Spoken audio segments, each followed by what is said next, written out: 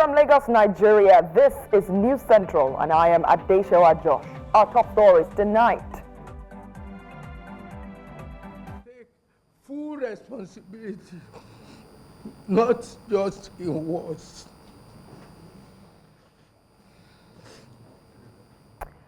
JAMB Registrar Professor Ejioku admits to oversight errors amid outcry over abysmal 2025 UTME results. Senate calls for urgent inclusion of LGAs and councils representatives in the Federation Account Allocation Committee. And United Nations calls for calm in Tripoli once the situation in the country could spiral out of control. The federal government of Nigeria has approved Oyo Power projects to strengthen national grid and boost supply. And sport. Nigerian Football Federation unveils new kits for Super Falcons ahead of the CAF Women's Africa Cup of Nations. Welcome everyone. Tonight begins right now.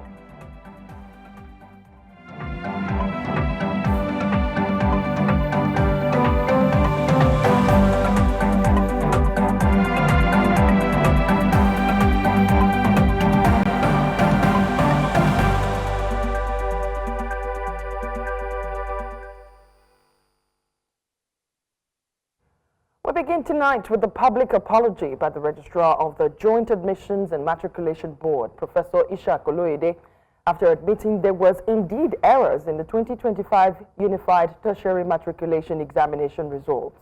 Professor Oloyede, who was in tears while addressing a press conference, took full responsibility for the negligence. He attributed the technical glitches many students faced to a failure to update delivery servers properly, which resulted in distorted results for candidates across 65 centers in Lagos and 92 centers in Owerri zone. An estimated 379,997 candidates from Lagos and the Southeast are now expected to retake the exam. Professor Oloyede says JAMB is working to prevent such incidents in the future and has engaged experts to investigate the technical glitches. Accept the explanation I've given as the truth on this matter.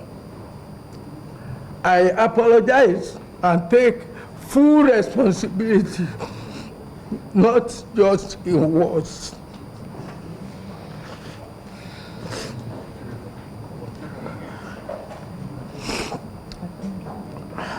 I want to say a big thank you to all of you, and may God bless us all. Let's take a quick look at the numbers. The total number of candidates who participated in the UTME exams is 1.9 million. 21.5% scored above 200, the widely accepted pass mark, while 78.5% scored below, which is basically in terms of whether or not they passed, they basically failed. A total of 379,997 candidates are expected to retake the exam in 65 centers across Lagos and 92 centers in Owerri zone for Southeast states after what JAMB describes as an unusual outcry by students and stakeholders. The exam board called for a review of the results and subsequently blamed the woeful UTME results on technical glitches. For more on this story, let's bring in Professor David Awurawa, Professor of International Relations and Strategic Studies, as well as Dr. Peter Oguduro, an education researcher. Both are joining me from Lagos. Gentlemen, thank you so much for joining us. You heard Professor Ejioku there. Very remorseful, very sad. What do you make of that?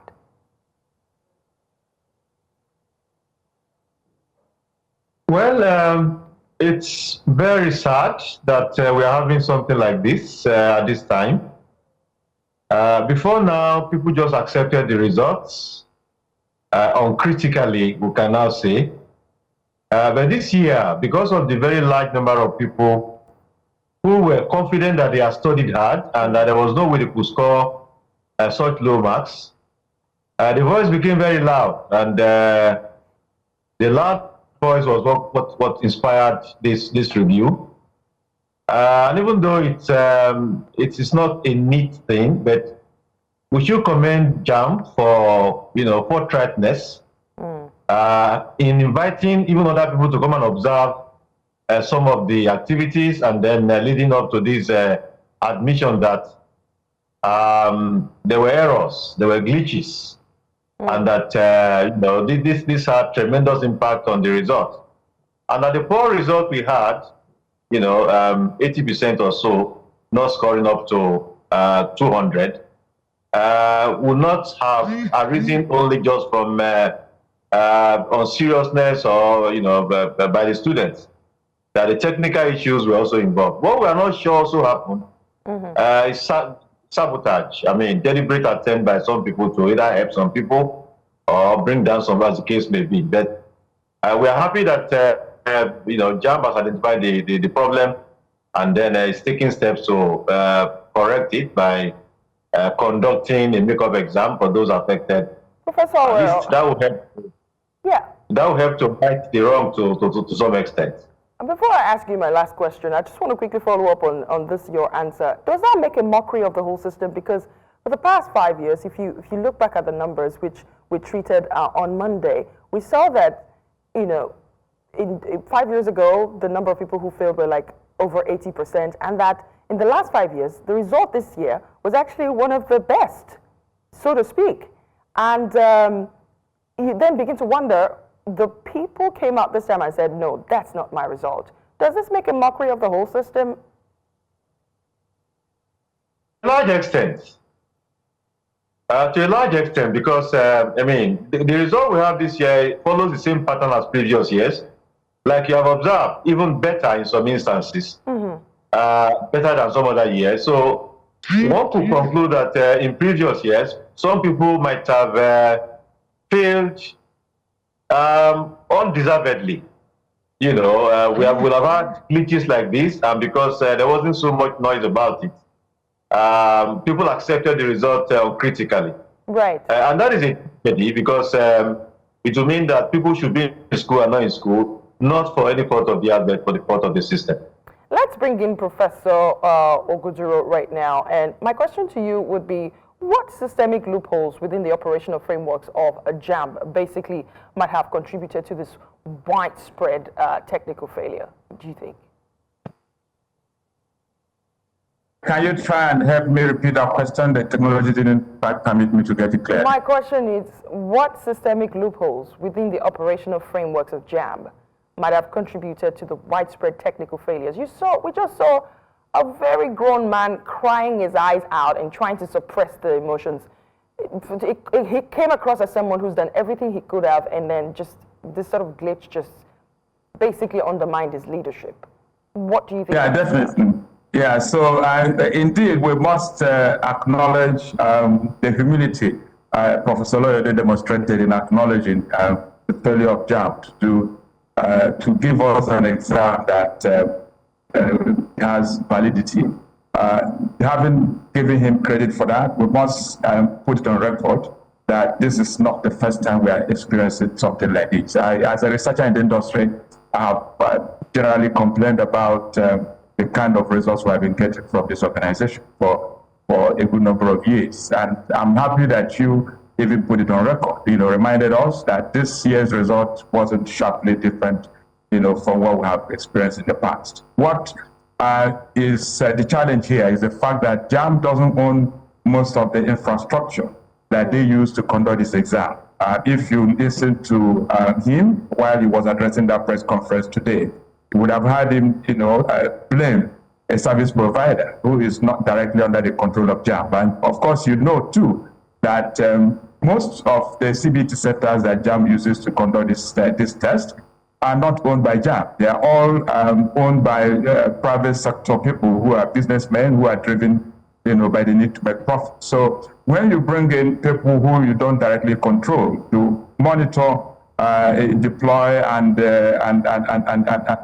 deliver, the kind of promise that the children are looking forward to having you deliver to them, you definitely will run into this kind of problem. And we must also acknowledge that we are being unfair to Nigerian children because apart from this acknowledgement of the failure of technology, we also know that it doesn't completely explain everything, because what Professor Loyode has acknowledged is failure at the level of uploading results. But we also know that there were failures at the point of writing exams, where computers failed several times, where children were not able, to write the exams uninterruptedly. They kept getting locked out and coming back. So if they really want to do a fair job, they should probably, in the interest of fairness, equity, and justice, just cancel this entire exercise and go back to the drawing board, take about 2 months, and get all the students to rewrite the test. That's the only way you can avoid a situation where you'll be blamed, for not making provisions for equity, fairness, and justice. To what extent might public confidence have been affected by this lack of capacity that we're now seeing that JAMB has displayed in this instance? Yeah, definitely. You don't expect us to have the capacity, to be able to handle this large-scale exam. We're a poor country. We don't have all the money it takes to bring in the kind of infrastructure required. We also haven't got the human resources, really, in every aspect of this entire exercise. And so a lot of the things we're doing, we're bringing in people from abroad. We are bringing people from all kinds of places. Dr. Ogudoro, can I come in there? For the sake of those who say, no, we're not a poor country, and no, of course we do have the human resources. Perhaps we're not deploying them in the right direction. Yeah, per capita income is under $1,000. Norway has per capita income of over $400,000.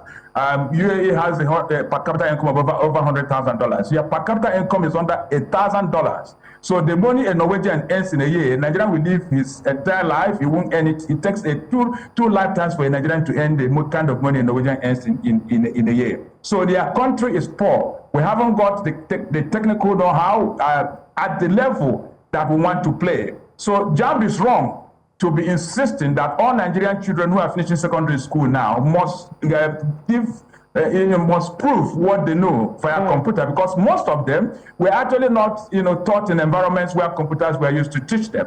And if you do my kind of job as somebody who is into equity, fairness, and justice in education, I do research in the Scandinavian region, and a major principle that we emphasize is that you must never ask a child to give you what you want to know in a language you did not use to teach him. So we didn't use computer to teach the children. We are asking them to use computer to I'm going to have to bring in Professor Awurawa right now. And my question is, you heard Dr.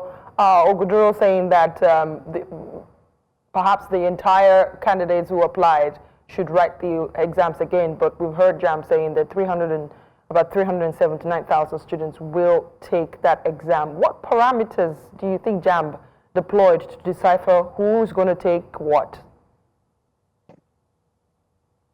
Well, I'm not sure I can answer that definitively. I guess what I'm trying to say is, how did they come about that number? If we have agreed that there was technical glitches, there was just so much problems and it affected certain centers, shouldn't everybody just retake the exams?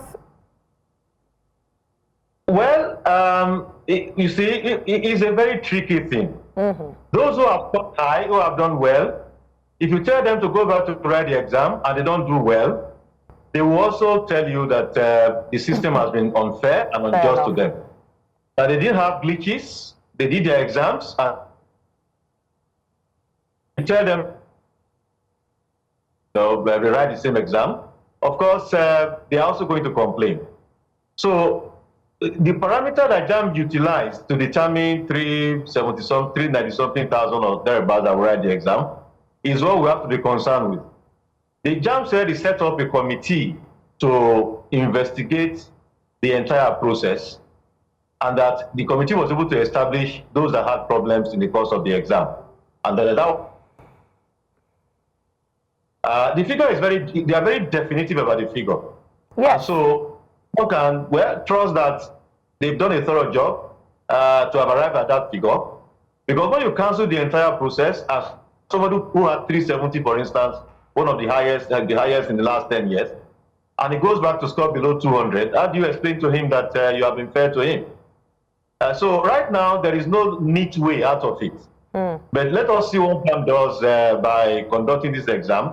I don't subscribe to canceling the whole thing, because you create more problems when you do that. Right. Let us see how they handle smaller percentage first, and then we can take it from there. Professor Awurawa, it is the psychological impact of this whole exercise on a lot of young people.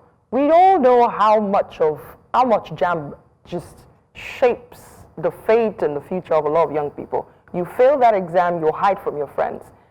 We're hearing reports of some people committing suicide. News Central has not been able to independently confirm some of these reports. My question is then, those who have decided to sue JAMB, should they still go ahead and do it after JAMB has admitted to these errors? I think I want both of you to answer the question, but I'll go with Professor Awero first. Oh, okay, that's fine. Yes, yeah, there is lots of confidence in the system already, and you know, we have people who said they would sue JAMB, you know, right from the beginning. They could still go ahead, you know, perchance those who were confident that they should have passed the exam and now they didn't pass. If the number, if those identified to, you know, write the exam, they are not among them, they could still go to court that JAMB should establish them that they. So, like I said before, it's not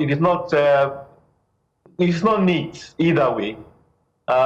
It's not neat either way. But like I also said, let them go ahead with the exam for the 390-something thousand thereabouts, and let's see how it goes. Let's hope that those they have identified are all the people affected by the glitches, such that nobody will now have a basis to want to take legal action against JAMB. Dr. Ogjo, your reaction to that? Well, I'm very concerned about equity, fairness, and justice when we do things. You see, most of the candidates who are going to rewrite this exam are already in the thick, you know, in the middle of another important exam. It's in fact much more important than even the JAMB UTME itself, because see, UTME is not a certification. You can do without UTME and you still be able to get to the university. They are writing WASC at the moment. And you want them to also be saddled with the responsibility to be studying, you know, for a higher level exam, because JAMB is a higher level exam. They have something else they are grappling with, which has a different curriculum to some extent. Like the JAMB and WASC are not exactly the same. These children are doing 9 subjects at the moment, and you want them to start worrying about going to the right exam that they have already, you know, believe that they have finished. So I think that if we are smart, we shouldn't rush this. Even if we are limiting ourselves to only this 380,000 people, we shouldn't ask them to write now. We should let them finish the exam they have in their hands at the moment, and then when they are done with WASC, we give them, you know, 1 week to rest, and they can then, you know, focus on JAMB UTME. That's the way to go. But going beyond this point, I think we should reevaluate, you know, the whole idea of using CBT to conduct exams for every child in Nigeria, because most children in Nigeria are not taught with computers, and we are asking them to prove to us what they know with an instrument that was never involved in the training they received in their classrooms. That's not how to be fair. Well, we are doing the wrong thing. Well said, and we can go on and on, but thank you, gentlemen. I would have to leave it there. Professor David Awurawa, Professor of International Relations and Strategic Studies, Dr. Peter Oguduro, an education researcher, thank you so much for joining us tonight, and good night. Well, coming up tonight, activists keep up pressure for the release of Leah Sharibu as she returns 22 in captivity. We'll tell you more after the break. Do stay with us.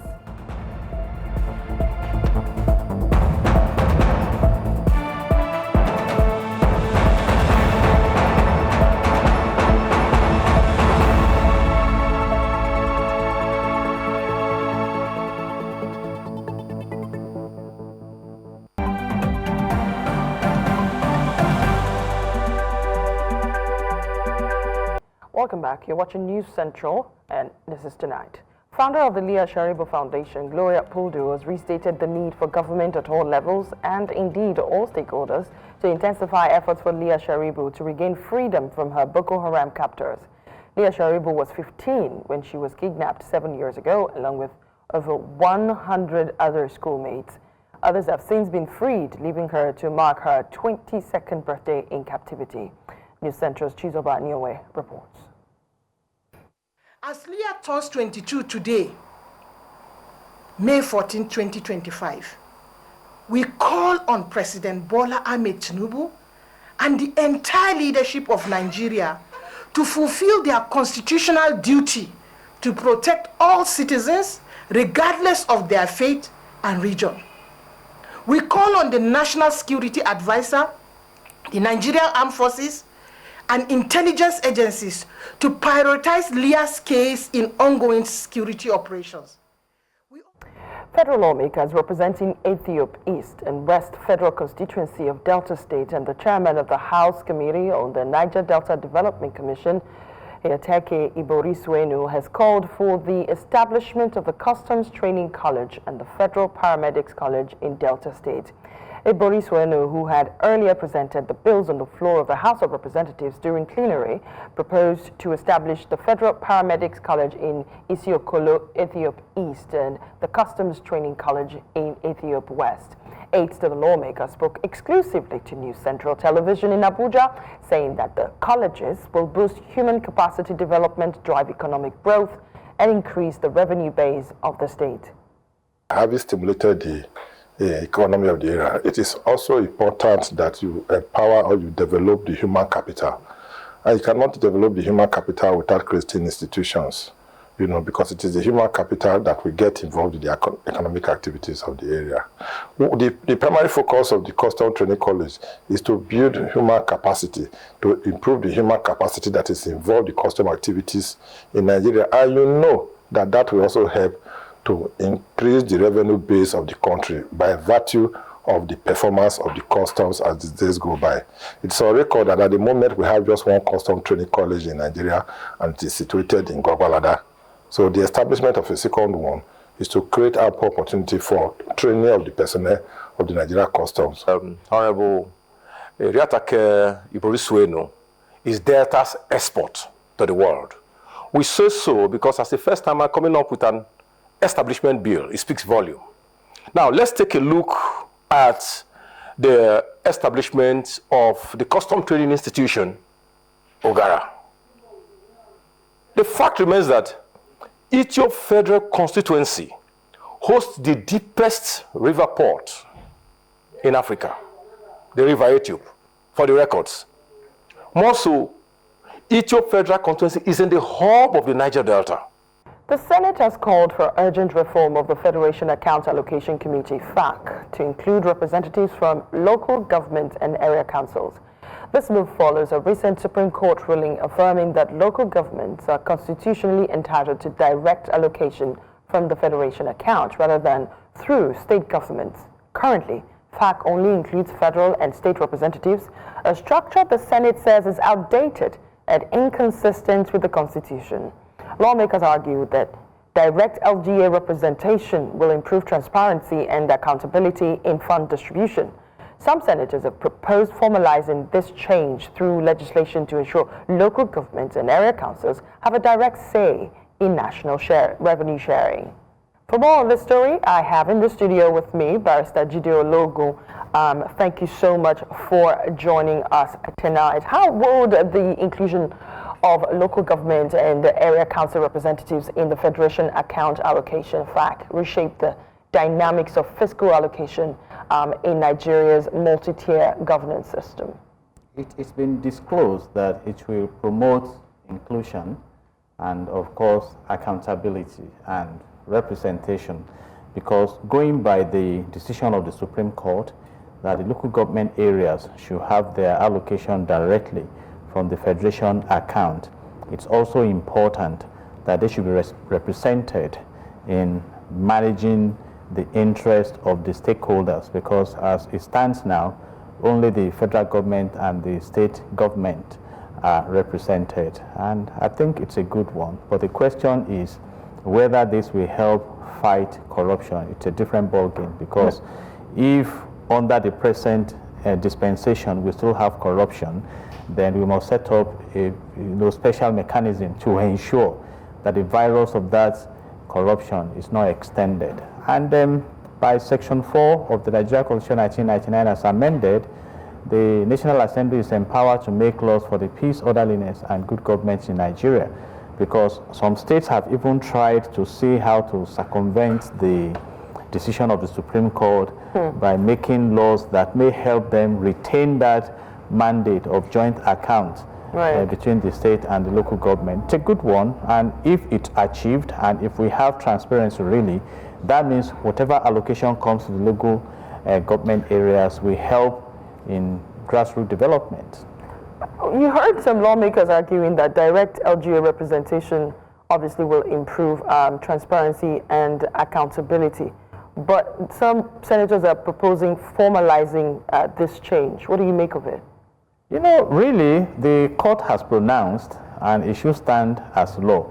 But like I just mentioned now, the National Assembly is there to amend, if necessary, or come up with laws that will give wings to that intention of the Supreme Court, that funds that are meant for the local government areas must be released to them directly, instead of passing it through the state government, because the complaint is that some governors sit over this money and they allocate to the local government what they feel should be released to the local government, which has hindered the desired development at the grassroots level. So apart, going beyond just making the pronouncement that, okay, release their money to them, I think they should also be, you know, close to the corridor of powers in managing and contributing to the administrative management of that allocation. Let's take it a bit. Let's look at the legal angle more. What would you say the constitutional and legal precedents are that underpin the Senate's call for direct representation of local government? Absolutely. I mean, representation means you are where decisions are made, and you can represent your interests to reflect the desired intention of carrying out the development. Like they say, you are either by the table or on the table. So it's a good one. And what that does is that it gives higher and greater authority to the local government authority to decide. Don't forget that we are talking about federal allocation now going to the third tier of government. And I think the third tier of government should be represented rather than being represented by state players.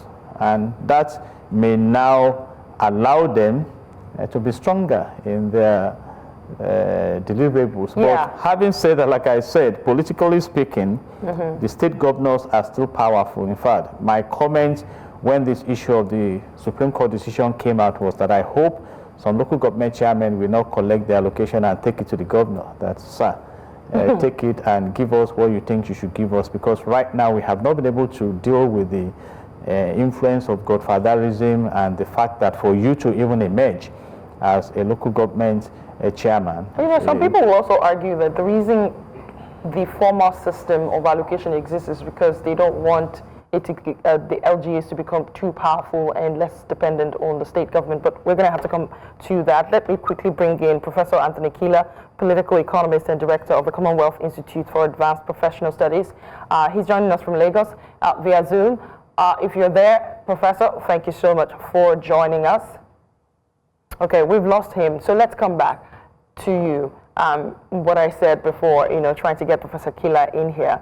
The general feel among a lot of politicians is, you know, these people are going to get out of hand. Do you share that insight? I do not. When you talk about authorities, we have 3 tiers of government. It's like the president, who is the #1 citizen at the national level, saying a governor is too powerful. The governor also is the #1 citizen at the subnational level, at the state level. So the local government chairman also should preside over the affairs. And we are talking about allocation. Without funds, how can development come? What we should focus on now is how do we make the elected officer at the local government level and those who will work with him or her accountable. You took it out of my mouth. Accountable, so that when they receive that allocation, it is spent for the right purpose, which is, according to Section 14, subsection 2 of the Nigerian Constitution 1999 as amended, the security and the welfare of the citizens. And if you want to put this in a capsule, you talk about local development, you know, which we now reflect in state development and at the macro level reflect in national development. And I think that is the way to go. But like I said, because it used to be a political tool, you know, a huge control for the governors, and now when you talk about the concept of change management, it shouldn't be an easy thing for the governors to just release that there used to be a power tool for them in the past.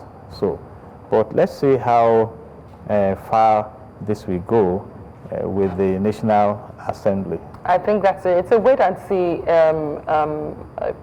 game, if you like. Everyone keeps asking how this will be implemented. Really, it always boils down to implementation, doesn't it? Definitely. But like I said, even the Supreme Court decision should be enough. But then, if there's a need to come up with specific laws to ensure that that decision is effective. The National Assembly has the power. We have 109 senators and 360 House of Reps members, But in Nigeria, there are two issues that will influence the direction, which is politics and governance. And often it appears that politics has the stronger muzzle. But then what will help us will be good governance. Because like someone said, what we need is not a shift of power, but a shift of leadership. That's right. Attitude and character. We're going to have to leave it there. Thank you so much, Barrister Jide Ologun, as always, for coming into the studio to discuss this very important development with us. Thank you. God bless Nigeria.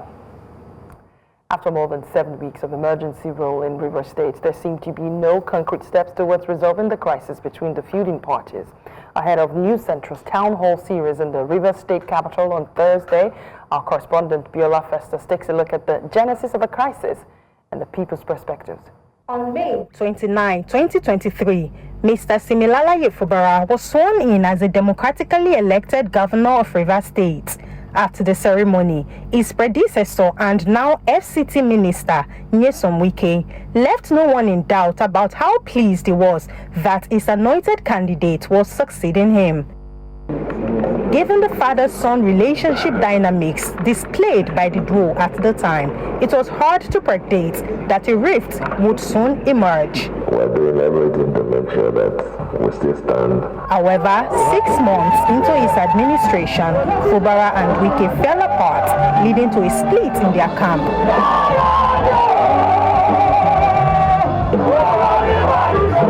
While Fubara accused Wike of desiring to control the state's treasury, Wike also accused Fubara of attempting to dismantle his political structure in the state. It must impact on your people. There is a reason for all this crisis, and that reason is the control of the resources of Rivers State.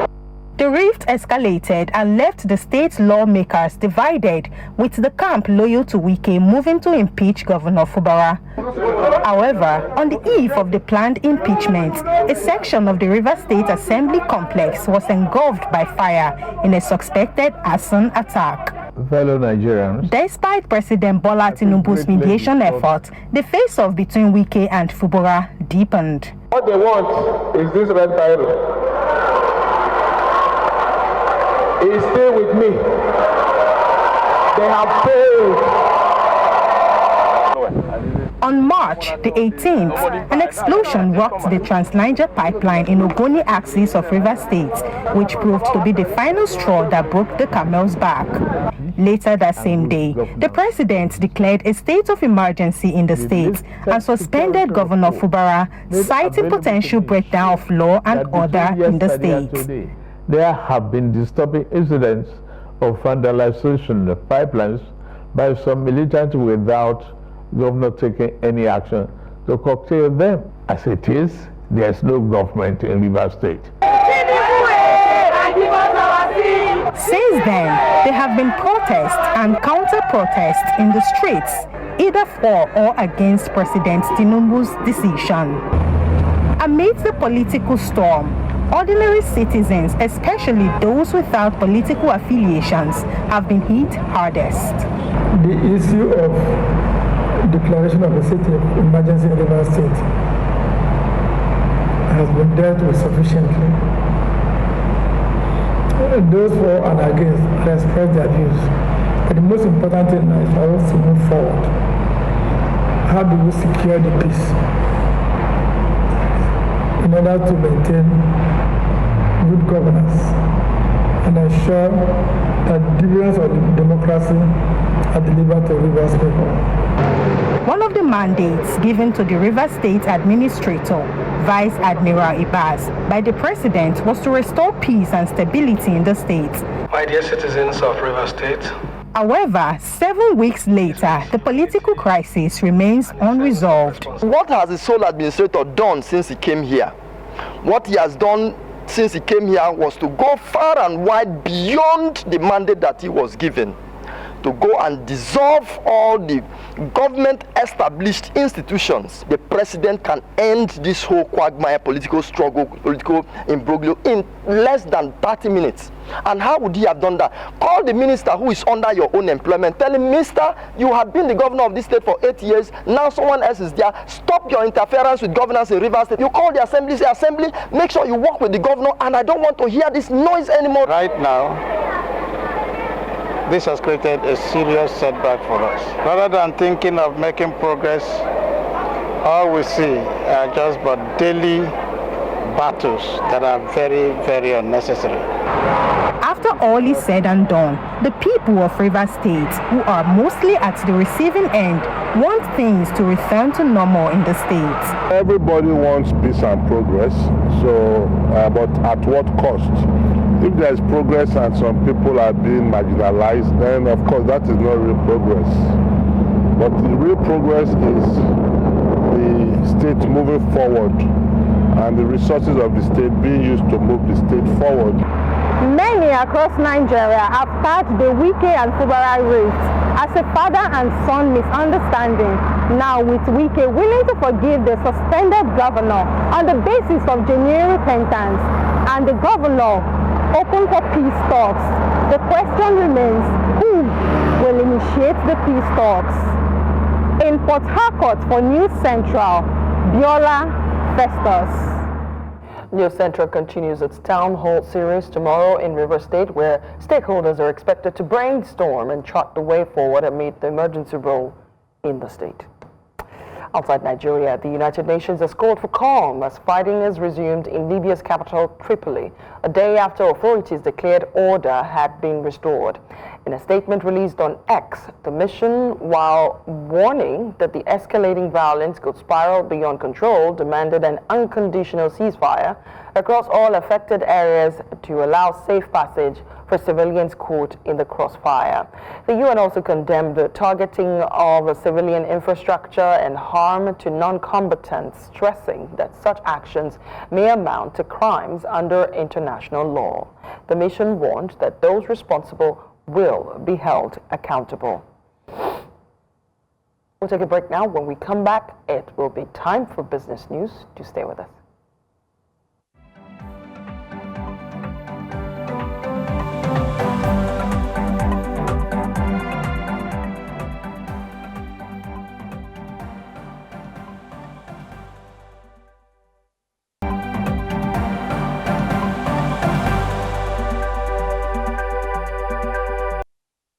It's time for some money talks with Perpetual from our business desk. Perpetual, what do we have today?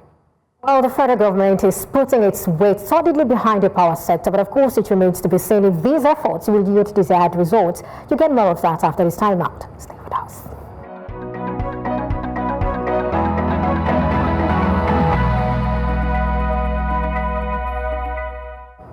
The federal government has approved 2 significant energy projects in Oyo State to strengthen the national grid and tackle ongoing power challenges. During a recent Federal Executive Council meeting, plans were announced to revive the Ikere Gorge Hydropower Plant and construct a high-capacity substation in Ibadan. The Ikere Gorge facility, which will enhance its capacity from 6 megawatts to 20 megawatts, is set to operate under a 30-year public-private partnership. Additionally, a new 132 over 33 kilovolt substation will be built in the Lalupon Ejioku area to alleviate grid pressure and improve energy supply. Gold prices fell to their lowest level in over a month as easing tensions in the global trade war diminished demand for safe haven assets. Progress in trade talks has boosted riskier investments, with President Donald Trump announcing deals worth over $243.5 billion with Qatar, paving the way for a larger $1.2 trillion economic commitment. Additionally, China has lifted a trade ban on several U.S. companies as part of a tariff truce. Spot gold was down 2% at $3,185.59 an ounce.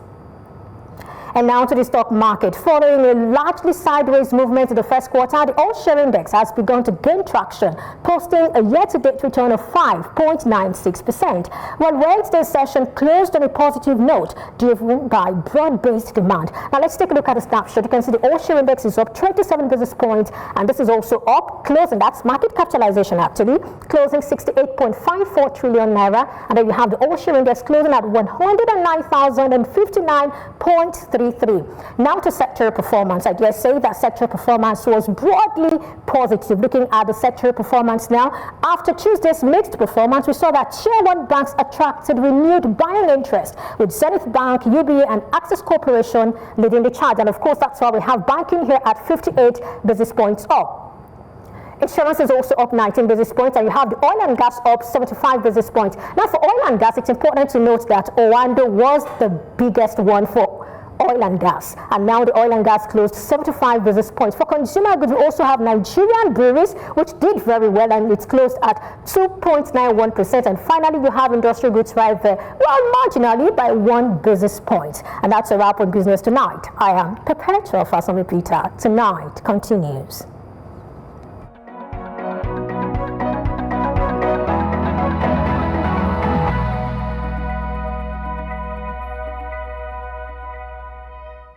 And it's time for some sports news, and we have Favor joining us. Favor, what do we have?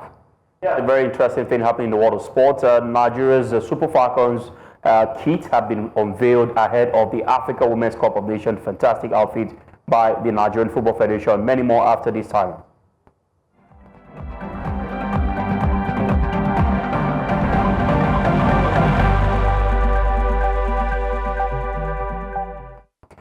Ahead of the Women's Africa Cup of Nations, WAFCON in Morocco this July, the Nigerian Football Federation has revealed the team's new home and away kit made by Nike with clear attention to heritage and identity.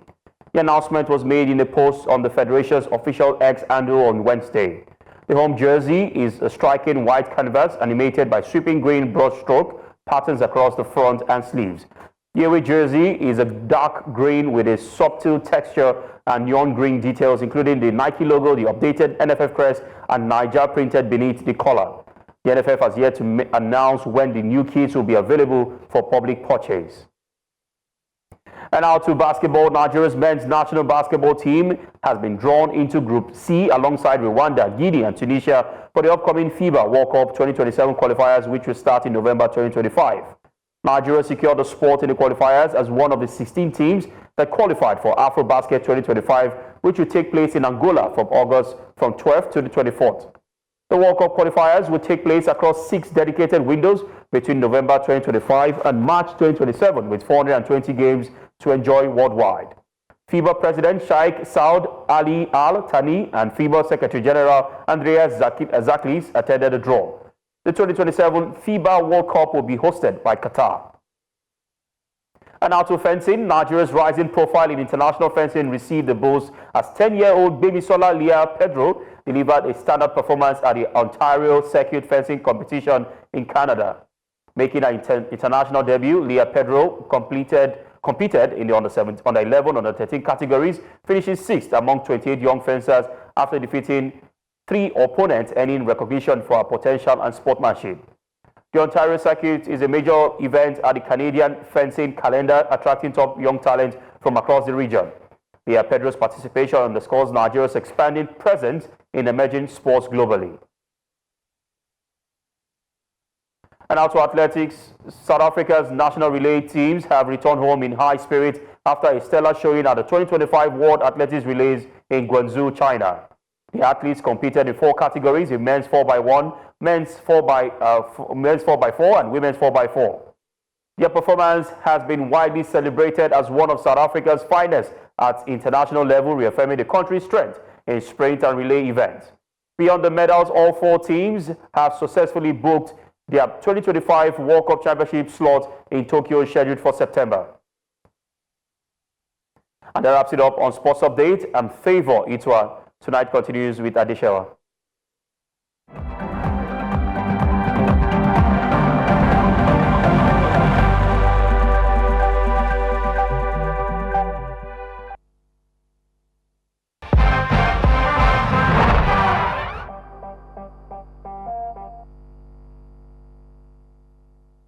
Welcome back. It's time for entertainment news, and Adela joins me now with something not too entertaining, but it's a must hear. Some sad news, isn't it?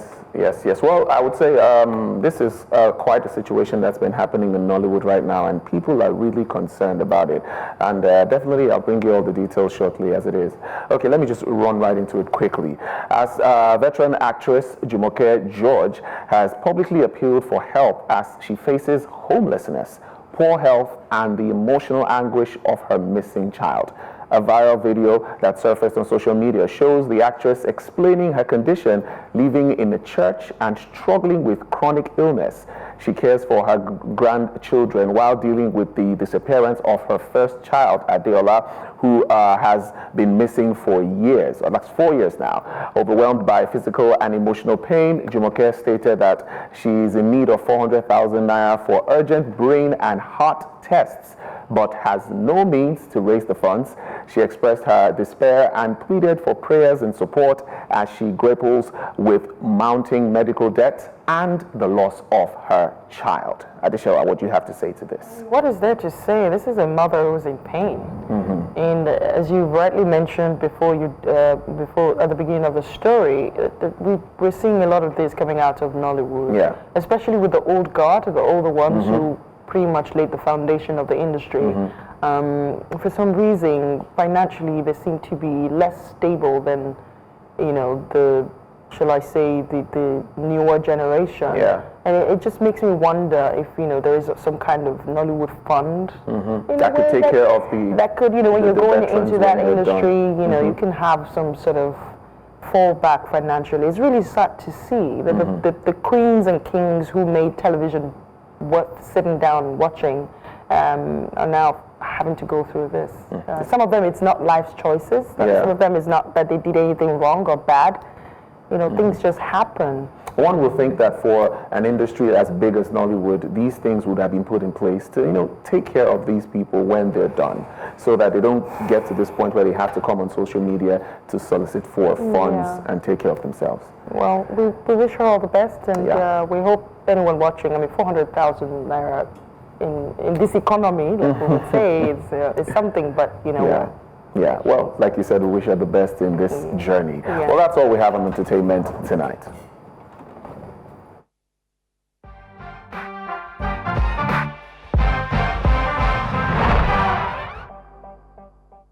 And that's the news tonight. But before we go, here's a reminder of our top stories. JAMB Registrar Professor Ejioku admits to oversight errors amid outcry over abysmal performance in the 2025 UTME results. Senate calls for urgent inclusion of LGAs and councils representatives in the Federation Account Allocation Committee, and the United Nations calls for calm in Tripoli, warns that situation in the country could spiral out of control. Please send your eyewitness reports to the WhatsApp number that's coming up on your screen right there. Follow us on all social media platforms. We are at News Central TV. You can watch News Central live on DSTV channel 422, GoTV channel 23, Star Times channel 274, AVO, and of course YouTube. Thank you for watching. I am Adeshewa Josh. I'll see you around.